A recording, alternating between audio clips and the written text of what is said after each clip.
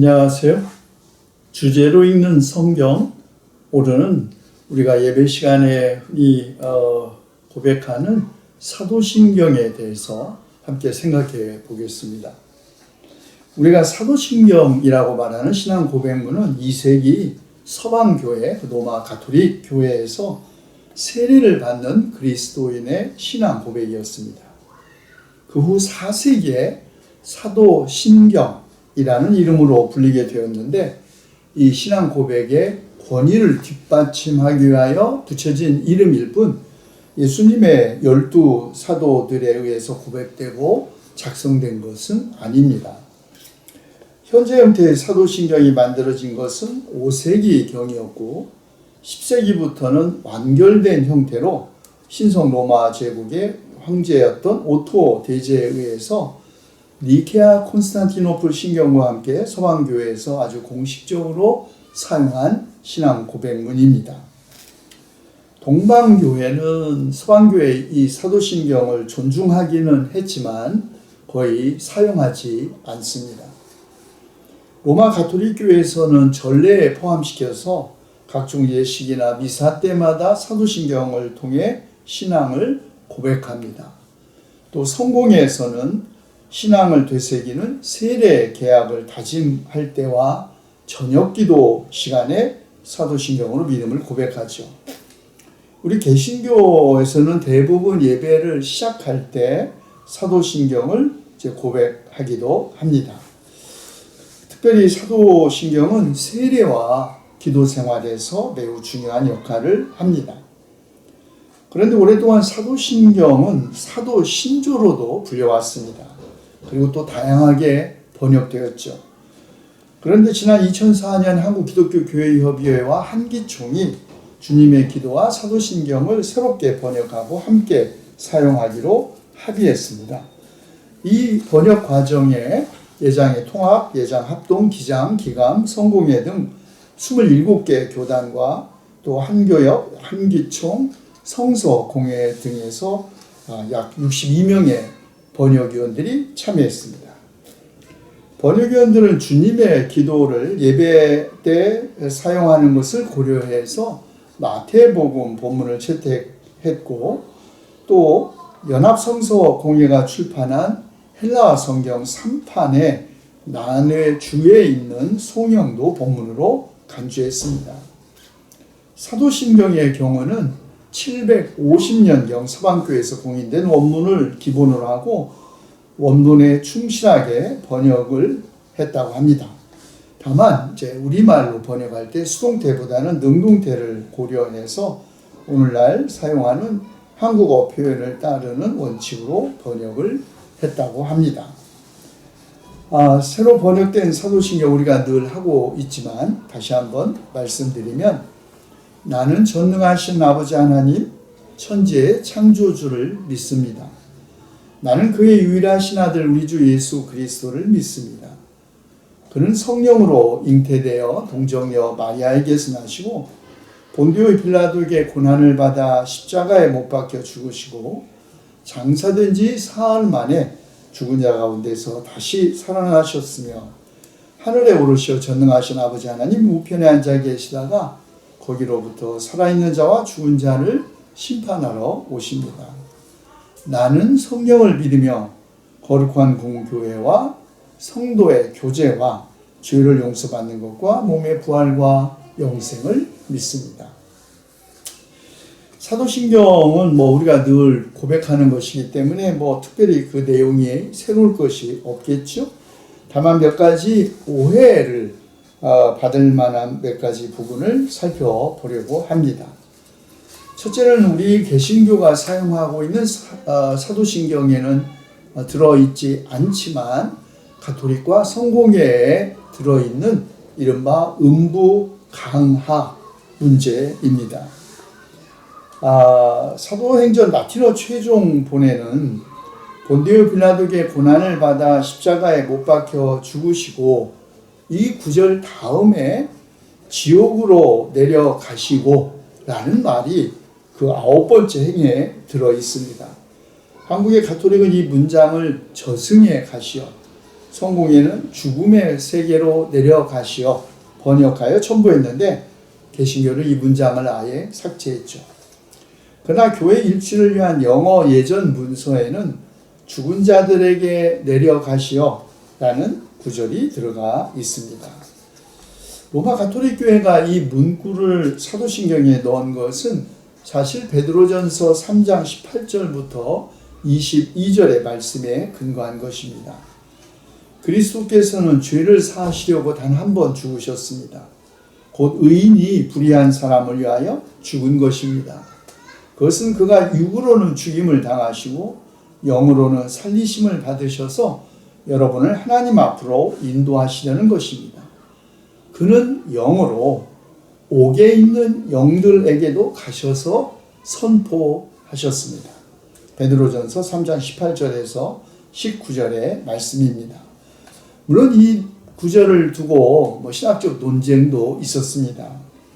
여러분이 아시는 가톨릭 신학자 한스 킹은 베드로전서의 이 구절이 말하는 옥은 지옥이나 저승이 아니라 갇혀있는 영혼들을 의미하고 갇혀있는 영혼들에게도 주님께서 가셔서 기쁜 소식 복음을 전하시다는 의미로 해석합니다. 그런데 베드로전서 4장 6절에는 죽은 사람들에게도 복음이 전해졌다라고 함으로써 예수께서 죽은 자들이 머무는 곳 곧 음부에 내려가셔서 복음을 선포하셨다는 의미로 해석될 수 있는 여지를 남겨두었습니다. 어쨌든 이른바 음부 강화 이야기가 니케아 콘스탄티노플 승경에는 나오지 않는 것으로 보아 비교적 후기에 첨부된 것으로 생각할 수 있습니다. 아마도 7 혹은 8세기에 그 죽음의 나라를 묘사한 비잔틴 다양한 성화들의 영향을 받아 그가 음부에 내려가셨다는 내용이 첨가된 것이라고 신학자들은 생각합니다. 어쨌든 이런 표현이 들어있는 사도신경을 따르면 예수님은 무덤에 장사되어 계셨던 3일 동안 지옥에 내려가 죽은 영혼들을 구원하셨다는 것이 됩니다. 불교에도 이와 비슷한 신앙이 있습니다. 이른바 지장보살이죠. 미타신앙, 관음신앙과 함께 불교의 3대 신앙의 하나인 지장신앙의 중심에는 이른바 지장보살이라는 인물이 있습니다. 그는 죽은 후에 죄의 과보로 나쁜 세상에 떨어져 지옥에 떨어져 고통받는 이들을 구원하기 위하여 자기는 천국에 가는 것을 거절하고 중생이 지옥에서 마지막 한 사람까지 구원받을 때까지 지옥에 스스로 머물러 성불하지 않겠다고 결심한 인물이죠. 자, 어쨌든 예수님이 십자가 죽음을 죽으신 후 죽은 자들이 머무는 음부에까지 내려가셔서 복음을 전하셨다는 것은 비록 육신으로는 모든 사람이 심판받는 대로 심판을 받으나 영으로는 하나님을 따라 살게 하려는 것이다 라고 베드로전서 저자는 고백한 것입니다. 두 번째 문제는 거룩한 공교회라는 교회론입니다. The Holy Catholic Church를 믿는다는 것이죠. 어떤 사람들은 여기서 말하는 가톨릭 교회는 서방 로마 가톨릭 교회를 의미한다고 주장합니다. 그러나 다른 사람들은 가톨릭이라는 본래의 뜻이 보편적인이라는 의미를 갖고 있기 때문에 지금의 로마 가톨릭 교회를 의미하는 것이 아니라 교회의 보편성을 믿는다는 의미로 해석해야 한다고 주장합니다.